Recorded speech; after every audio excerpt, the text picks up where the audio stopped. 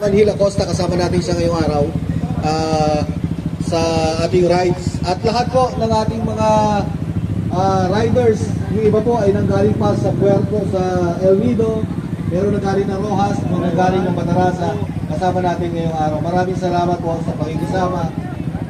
Sana pagkatapos ito ay magsimula ng bumaba ang bilang ng mga na-aksidente sa kalsada. Sana pagkatapos ng activity natin na to ay unti-unti ay maging mas disiplinado na ang ating mga riders at lahat ng gumagamit ng kalsada. Maraming salamat po sa inyong lahat at ingat tayong lahat. Teams on! Ayan, okay na. Ayan, let's start our countdown. Sabayan niyo po ako in 10, 9, 8, 7, 6, 5, 4, 3, 2, 1.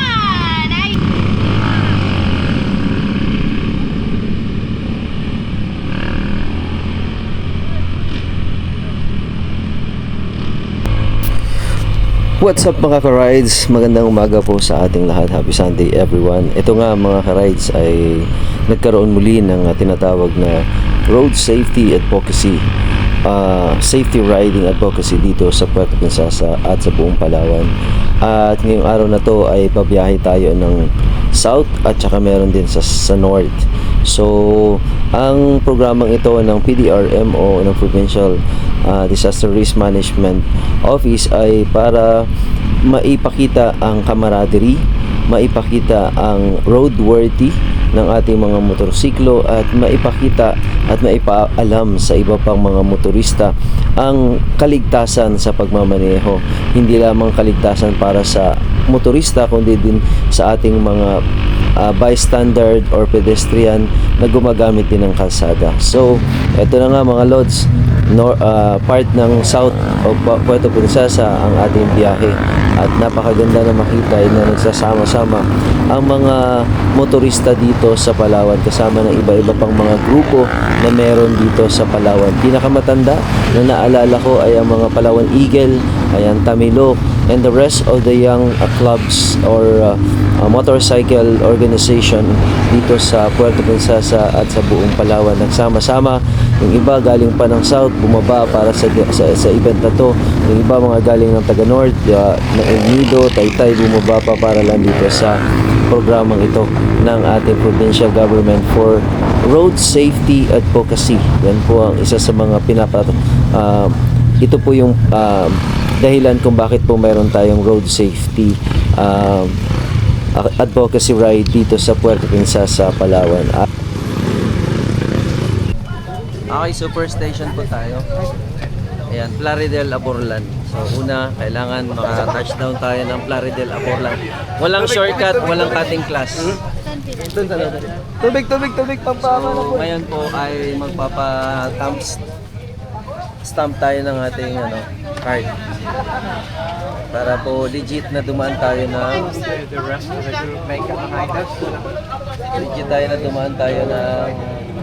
Plaridel, Aborlan. First, po natin, pit stop. Just more than 7? 7. No, I think 8. Dito ko na nilagay, hindi na magkasya. Dito ko na nilagay sa para makita. Sir, water. Water, sir.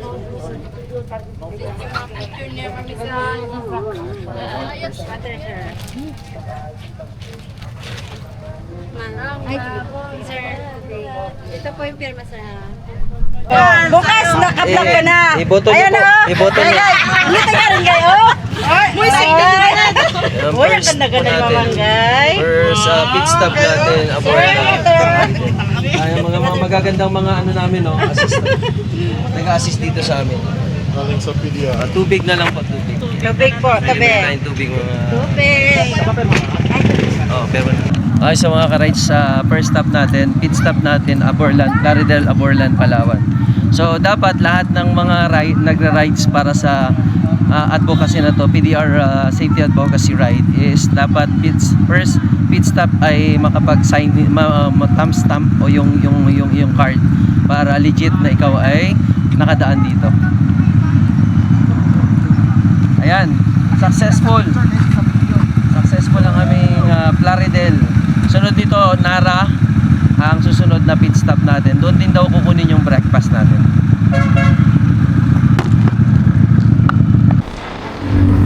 So ito na nga Lods, after po ng aming first pit stop ay diretso na po kami patungo ng Nara, Palawan. So after po ng Nara, Palawan natin ay diretso rin tayo, kukuha lang tayo ng supply natin. At saka bladder break na rin din, at saka pahinga ng konti. Tapos diretso po tayo ng after ng Nara natin, Española, and then Brooks Point po natin. So dito makikita natin sa mga daanan natin, napakaganda naman ng daanan. At minsan ito yung mga nakakatempt sa mga motorista na magpatakbo ng mas mabilis. Kasi nga ay napakaganda, napakalinis ng daan. Okay, so paalis na tayo dito sa Brooks Point, Palawan. Again, kasama natin ang mga ADB 160. Yan, Paragua, Artish.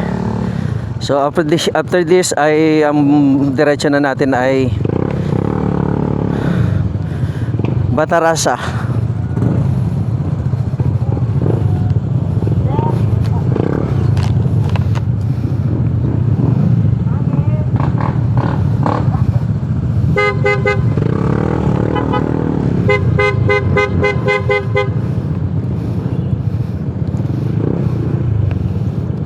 Po tayo ng Batarasa. Ang ganda ng tanawin dito mga ka-rides. Napakaganda, napakaliwalas. Brooks Point, Palawan. Ayan. Sa Brooks Point, Palawan. Muli po tayo po ay nagra-rides for the advocacy po of road safety dito sa Palawan. Pinamumunuan po ito ng PDRMO at ang provincial government at ang city government po para po sa pagpapatupad ng ligtas na kalsada para sa lahat. Yan. So ang takbo po namin ay regulated is 180 lang po, or 80 lang pala. Hindi po 180, 80 lang po. Ayan, so bound to Batarasa po ang last kick up natin. Bound to Batarasa po tayo. Doon tayo magla-lunch at mamaya pabalik na rin tayo ng Puerto Princesa. Yan, ang pinaka-highlights ng rides na to ay yung lunch dito sa Batarasa. Napakababait ng mga ng mga nag-aasa sa amin dito. Imagine mo dalawang Coke ang binigay sa akin. Dalawang Coke binigay sa akin, sana mabait nila. Kausap pa ata. Sir Christopher po. Christopher! Boss Edward Mag. Ano ma'am? Paulit ma'am? Ano po? Ano po siya? Magaw? Miagaw. Miagaw. Ano po yan? Doctorate kasi po yan.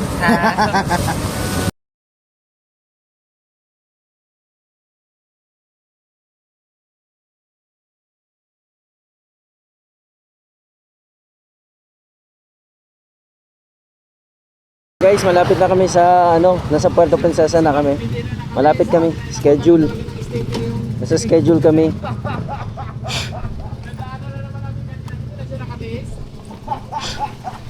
Inabutan na ng sticker ha. Nakailang beses pa naman.